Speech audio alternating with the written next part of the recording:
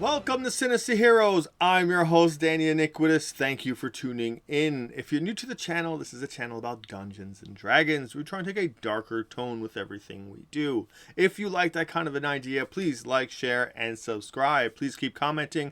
Talking with you guys is one of the better things that we are able to do through this channel. It's great to hear your stories, your character concepts, and the incredible things you came up with, and the incredible stories you have to tell. So, without further ado, we're going to jump into this week's video, the Samurai Fighter. The Samurai Fighter comes to us from Xanathar's Guide to Everything. It's an incredible book. Obviously, it has so many great subclasses. It's a very big thing. It starts out with giving you a bonus proficiency. When you choose this archetype at 3rd level, you gain proficiency in one of the following skills of your choice: history, insight, performance, or persuasion. Alternatively, you can learn one language of your choice. This is really there to give your samurai that full balance. Samurai were not just soldiers, they were taught how to dance, they were taught how to paint, and they really used those kinds of concepts to really bring about the best of a warrior.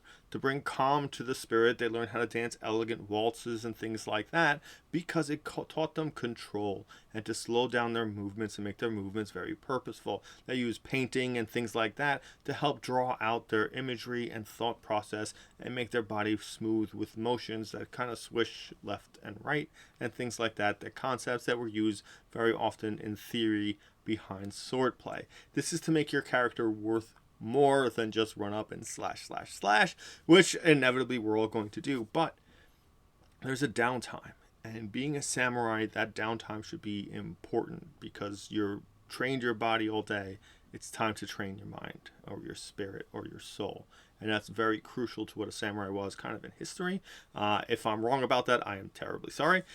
But I'm pretty sure I've gotten some of that wrong. But try and incorporate something so that way your fighter isn't just something to slash or something to run after something else. Try and build a soul to the character, because as a samurai, that's something that's important to you. Your honor, your code, your loyalty to your master, that's inherent in the samurai, and bringing some of those concepts forward will help you make this class feel more distinctly different than any of the other times you've played any of the other fighter subclasses. At 3rd level, you also gain the iconic feature of the Samurai Fighter, Fighting Spirit. Your intensity in battle can shield you and help you strike true. As a bonus action on your turn, you can give yourself advantage on all weapon attack rolls until the end of the current turn. When you do so, you also gain 5 temporary hit points. The number of hit points increases when you reach certain levels in this class, increasing to 10 at 10th level and 15 at 15th level. You can use this feature 3 times and regain all expended uses of it when you finish a long rest. This is a bonus action, so you will not be using Polar Master and getting that second attack when you use this ability. This is integral to the samurai. It gives you advantage on all of your attack rolls. So once you hit about 11th level, that's 3 attack rolls with advantage. You're going to be consistently landing hits with this ability. It is very strong. As a fighter, you understand when you miss, it crushes you, especially at 3rd level, since you normally only gain 1 attack. Having advantage will guarantee you hits, which increases your viability, and temporary HP is going to go away quickly. That 5 right off the bat is great initially, but 1 hit will take that away.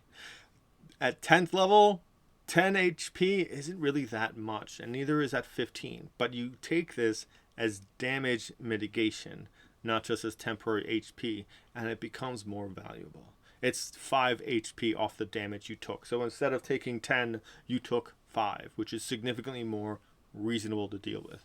Doing it like that will give you a greater value and appreciation for what these temporary HP do for you, and you can use it 3 times. So it is a very strong benefit that you can use rather regularly. At 7th level, you gain access to Elegant Courtier. Your discipline and attention to detail allow you to excel in social situations. Whenever you make a charisma persuasion check, you gain a bonus to the check equal to your wisdom modifier. Your self-control also causes you to gain proficiency in wisdom saving throws. If you already have this proficiency, you instead gain proficiency in intelligence or charisma saving throws, your choice. Wisdom saves are the saves that matter a lot, especially for martial classes. Fears, paralyses, stuns, incapacitations. A lot of these things are wisdom saves. Having that proficiency is big for you. Being able to put some extra point in wisdom is beneficial to you. You have insight already possible from your bonus proficiency that you can gain to this class. You can always pick up perception by picking up a background or whatever you want. And you have a reason to grab wisdom now. And it helps you. You can now be a little bit more persuasive. You can use that inherent samurai mentality of using the weight of your words to ring truth into another human being. And that's really cool. That's something that's definitely a great way to keep your soldier, your fighter, this calm sentinel of whatever alignment you want, whatever purpose you want, whatever master you're choosing to follow, whatever house, whatever loyalty you have. You are now a sentient soldier of that doesn't need to lash out and can definitely hold their own, but has this wonderful reasoning to use knowledge and truth to persevere in scenarios that they don't have to be like that. They don't have to use trickery or persuasion and use good looks and charm to make things happen. You can be truthful. You can be honest. And that gives you a great way to manipulate circumstances for your own well-being. Because wisdom saves you. Wisdom is beneficial to you. Wisdom keeps you from getting in trouble. Wisdom keeps you from getting possessed, controlled, manipulated, incapacitated. And now it's your tool to change the opinions of others. At 10th level, you gain access to Tireless Spirit. Starting at 10th level, when you roll initiative and have no uses of Fighting Spirit remaining, you regain 1 use. This is an ability that really makes Fighting Spirit that much more interesting. You enter a dungeon or something where you know there's going to be a lot of fights. Now you know you can use this every fight. You do, because until you get to the end, you're going to have to blast through a whole bunch of other stuff. You're going to have to find other monsters, other bosses, other mini-bosses, other scenarios, random encounters, whatever it is, you're going to fight a lot of it. So now you can burst through things. That temporary HP goes further. Those extra attacks with advantage make you that much more viable because you're reliable in a game that relies so much on random dice rolls. And you will always have one for the last boss fight. Don't get me wrong, if you run up to the boss fight at 10th or 11th level and you just burn 3 fighting spirits round after round after round, it's going to be a big hunk of damage, which is great. But if you think about concepts as a full encounter, as one dungeon, as a whole encounter, not a whole bunch of sequences, yeah, going Nova is cool. It is. It makes you feel good. But carrying things out to make them last longer, make them more impactful. You can make Fighting Spirit be something you do in every single fight, and if you do it early enough, you don't require more healing afterwards. You'll kill enemies faster, which means other people won't expend valuable resources as much. And you're going to have one no matter what, because after all of your 3 are spent, you will gain 1 every fight after that. Every time you roll initiative, you will gain 1. And you can use that. So you can have significantly more than 3 in a day. It matters on the kind of person you want to play or how you value your resources. I tend to be very lackluster with keeping my stuff reserved. A long time ago, I found out it was much more fun to me to use some sort of my resource in every fight I'm in because I feel better. I feel more like a caster or a barbarian or whatever it is because I use the abilities I have as opposed to just cantrips and auto-attacking throughout the fight. Understand what Fighting Spirit means to you and understand what Tireless Spirit does. And you can create a nice, cool concept of a just a bloodthirsty samurai that maybe taunts at his enemies. And fighting spirit is that great thing that they love to bring out as their signature move and just tear them to shreds. And they mock them afterwards. And every fight is another excuse to use their ability and just show how much stronger, better, or worthy they are, and how whatever fight they're in is not up to what it should be. And when they last use that one and they have nothing left and it's like, I'm out but I'm still going, and then they encounter another fight, it's that moment of like, now it just feels like a second wind. Now it feels like I'm getting back into the fight and I can do something awesome and continue to go. You'll only get that when you use it. And don't be scared, because once you hit this level, you can use it every fight. At 15th level, you gain access to rapid strikes. You learn to trade accuracy for swift strikes. If you take the attack action on your turn and have advantage on an attack roll against one of the targets, you can forgo the advantage for that roll to make an additional weapon attack against that target as part of the same action. You can do so no more than once per turn. Understand, if you have advantage on the attack roll, depending on what that advantage comes from. From the help action, that's one attack. If they are prone, that is all of your attacks. You can only use rapid strikes once per turn. So at this point, you're hitting comfortably about 3 attacks per turn. So you sacrifice 1, and now you're doing 4 attacks per turn, plus your other 2, depending on the scenario, could still have advantage. That's exciting. This also works for Fighting Spirit, which means whenever you use Fighting Spirit, now you're doing an extra hit. Exciting. It does overlap where Fighting Spirit gives you advantage on all attack rolls. If you use Rapid Strike, it does take advantage off for that. At least that's how I've always played it.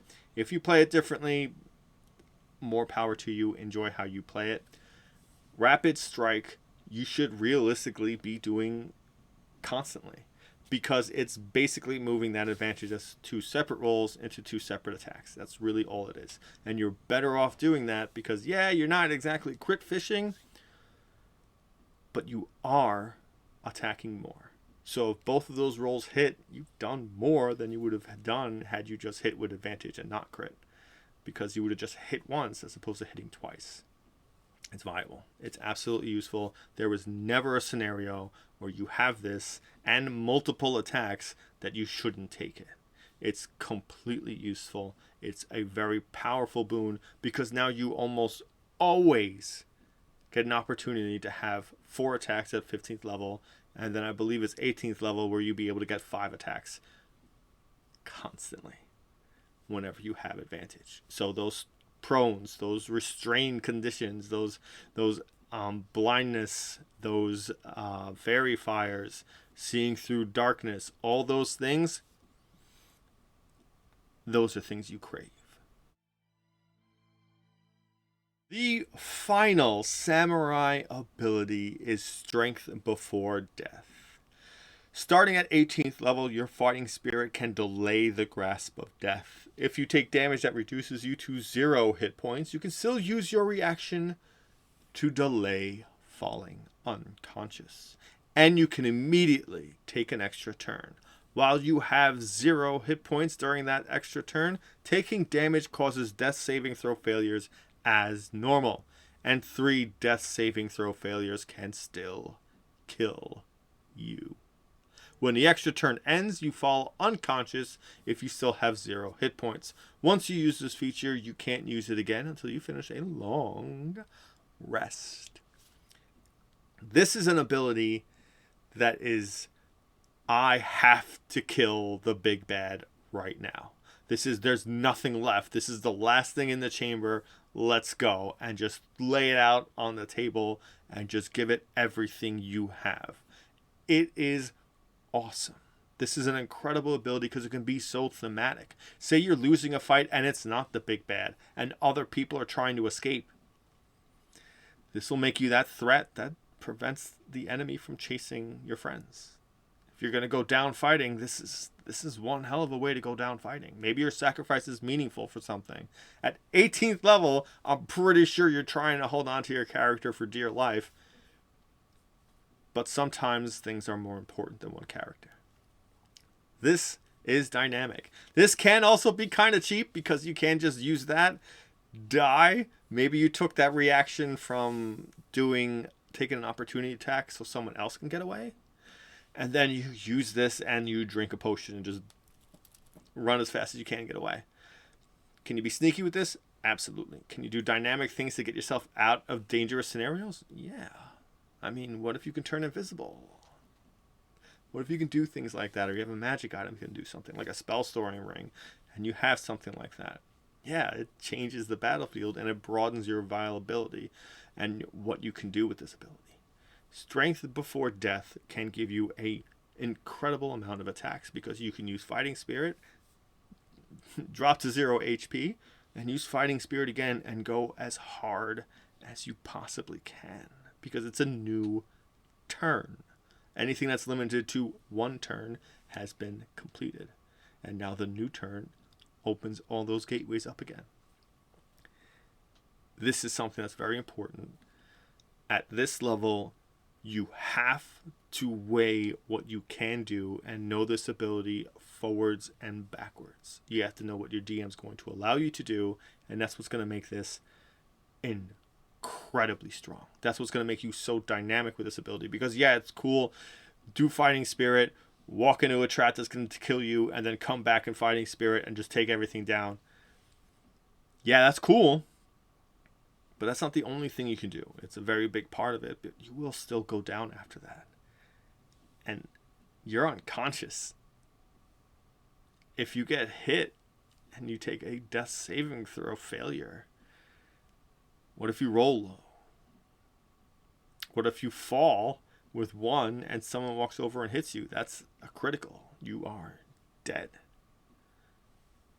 It is important to understand what a samurai is because this is what it is. It's a person that's going to fight to the very end of their life and beyond for a person that they believe in. Maybe it's a cause, maybe it's a friend, maybe it's your party. But this is your moment that you get to prove that. Our final thoughts. The Samurai Fighter was first seen in a campaign and played a long time ago at this point by an incredible individual that is still very near and dear to my heart. And so are all the other people I played with in that campaign and the great DM that held us all together. My one true love, Marcus, I know you're out there. This class is incredible. It can do so much. The fighter is such a great class inherently, just with its normal abilities. And you tack on the awesomeness of a fight of the samurai on top of that, you're devastating. You're dynamic. You're game changing. You're frightening. You can impose this great will of your own on the battlefield and really show yourself to be something that no one else can contend with. And that's something that's just so great about the fighter, and the samurai just builds on that so much. It makes your fighting, it makes your attacks, it makes you gain all the things you want. And it helps you maintain that and helps you build towards getting out of just being a combat dynamo and being able to be somewhat of a face and be able to withstand debilitating conditions and grow and become this powerful thing that's so meaningful. And if you tie your backstory to something, anything, whatever you want, and you put in that real effort of what a samurai is and it stands for and its loyalties and its truth of the strength of the samurai isn't flat out hatred, but skill and calm. And you have something that's different. You have something that takes fighting as this beautiful artwork, as this wonderful waltz, this dance that you can flow in and out of. And it means something. It means your combat matters to you. Yeah, great. Don't get me wrong. I love a good combat. I love a dangerous encounter. I love barely getting by the skin of my teeth. That's my jam. But you get to learn how to enjoy, because you're mitigating damage. You're increasing your damage. Your vibe of your viability of landing hits goes up significantly, and you gain things that continuously push you to keep using that and to never lose it. I mean, Tireless Spirit looks like a wet blanket on paper, but if you use it every fight, that's incredible. That's awesome. That's something that encourages you to be conscious of this, to use your resources and not hold anything back. And that's the beauty of it. You have this great calm and this knowledge of that you cannot resist holding back. And it reinforces, yeah, you're calm, you're cool, you're collected when you're not on the fight. And when it's time to fight, it's time to fight. And the only thing that matters is that fight.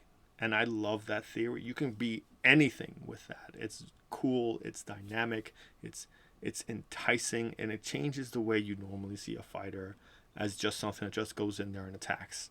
That just goes in there, and even if you're an arcane trickster or anything else, you're just still running up and throwing attacks out there. This makes your attacks different. It makes your attacks have more weight to it. You know, your weapon is very valuable to you. Like, I can see people using a longsword with two hands as opposed to a sword and shield, or as opposed to using a pike or a battle axe or anything like that. Like, because you want to feel like you're making that cool moment. You want to feel like a samurai. You want to wield that katana. You want that. And you have a great way to mitigate damage and take everything forward and go with it. You're so strong, you're capable, and you're wise. That being said, it's time to bring this video to a close.